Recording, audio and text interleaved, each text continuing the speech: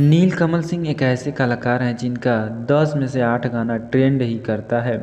दोस्तों हम आगे और बात करेंगे, लेकिन उससे पहले अगर आप चैनल पर नए हैं तो चैनल को सब्सक्राइब, वीडियो को लाइक, कमेंट और शेयर जरूर करें। दोस्तों नीलकमल सिंह का एक गाना आया है जिस गाने का टाइटल है पगली दिखावे अगरबत्ती।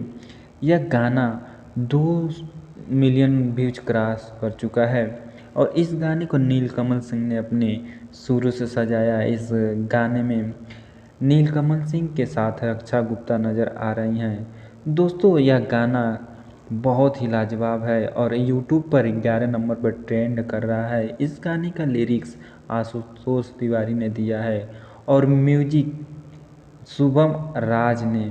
यह गाना सारेगामा हम भोजपुरी चैनल से रिलीज किया गया है। इस गाने के कोरियोग्राफर लक्की विश्वकर्मा हैं। दोस्तों अगर आप नीलकमल सिंह से प्यार करते हैं तो वीडियो को लाइक ज़रूर करें। पूरा वीडियो देखने के लिए धन्यवाद। मिलते हैं दोस्तों अगले वीडियो में, तब तक के लिए जय हिंद, जय भारत।